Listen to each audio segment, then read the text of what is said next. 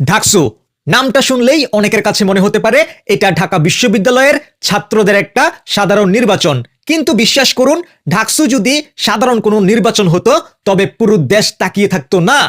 হ্যাঁ, অনেকে ঢাকসুকে বলেন মিনি পার্লামেন্ট বা দ্বিতীয় সংসদ, কিন্তু কেন কেন এই নির্বাচন বাংলাদেশের ইতিহাসের সাথে মিশে আছে?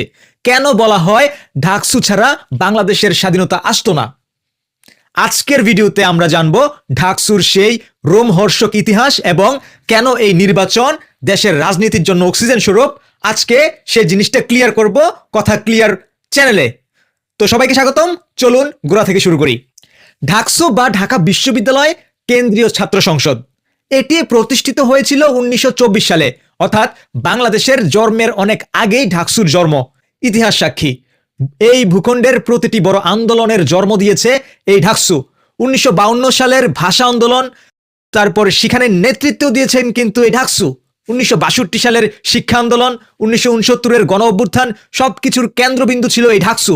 সবচেয়ে বড় কথা, 1971 সালের 2 মার্চ ঢাকা বিশ্ববিদ্যালয়ের কলাভবনে বাংলাদেশের মানচিত্র খচিত যে প্রথম পতাকাটি উড়ানো হয়েছিল তা উড়িয়েছিলেন তৎকালীন ঢাকসু বিপি আসম আব্দুর রব। একবার ভাবুন, যদি ঢাকসু না থাকতো, যদি সেই নেতৃত্ব তৈরি না হতো, তবে স্বাধীনতার ইতিহাস হয়তো অন্যরকম হতো। ঢাকসু মানেই অন্যায়ের বিরুদ্ধে প্রথম প্রতিবাদ। ঢাকসুকে বলা হয় নেতা তৈরির কারখানা। বাংলাদেশ স্বাধীন হওয়ার পর থেকে আজ পর্যন্ত দেশের বড় বড় রাজনীতিবিদদের প্রোফাইল চেক করে দেখুন। তুফাইল আহমেদ, মতিয়া চৌধুরী, রাশেদ খান মেনন, মানে এই থেকে শুরু করে অনেকেই উঠে এসেছে এই ঢাকসুর মঞ্চ থেকে। একজন ছাত্র যখন ছাত্রদের অধিকার নিয়ে কথা বলে, তখন সে শিখে যায় কিভাবে সাধারণ মানুষের অধিকার নিয়ে কথা বলতে হয়। কিন্তু দুঃখের বিষয়, 1990 সালের পর দীর্ঘ 28 বছর ঢাকসু নির্বাচন বন্ধ ছিল। এর ফল কি হয়েছে জানেন? দেশে রাজনীতিবিদ তৈরির প্রসেসটা নষ্ট হয়ে গেছে, ছাত্র রাজনীতি কুলুষিত হয়েছে, পেশি শক্তি বেড়েছে।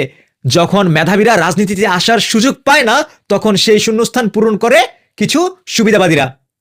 এখন প্রশ্ন হলো, বর্তমান সময়ে ঢাকসু নির্বাচন কেন এত গুরুত্বপূর্ণ, তাই না? একটি সচল ঢাকসু মানে ক্যাম্পাসের ছাত্রদের নিরাপত্তা, আবাসন সমস্যা সমাধান এবং মত প্রকাশের স্বাধীনতা। যখন ঢাকসু কার্যকর থাকে, তখন প্রশাসন চাইলেই স্বেচ্ছাচারী হতে পারে না। কিন্তু এর চেয়েও বড় কথা হলো জাতীয় রাজনীতি। যখন আমরা যদি ভবিষ্যতে এমন একজন সৎ, শিক্ষিত এবং দেশপ্রেমিক নেতা চাই, তবে তাকে ক্যাম্পাস থেকেই তৈরি হয়ে আসতে হবে। আর সেই তৈরির একমাত্র প্ল্যাটফর্ম হলো ঢাকসু।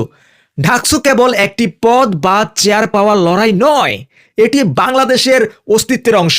ইতিহাস বলে, যখন দেশ সংকট পড়েছে, যখনই দেশ সংকটে পড়েছে, ঢাকা বিশ্ববিদ্যালয় এবং ঢাকসু সেখানে পথ দেখিয়েছে।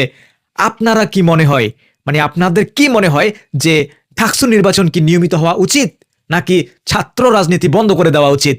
আপনার মতামত অবশ্যই কমেন্ট করে জানাবেন। আর ভিডিওটি ভালো লাগলে শেয়ার করে সবাইকে সঠিক ইতিহাস জানার সুযোগ তৈরি করে দিন। দেখা হচ্ছে পরের ভিডিওতে। ততক্ষণ ভালো থাকুন, সুস্থ থাকুন। আল্লাহ হাফেজ। আসসালামু আলাইকুম।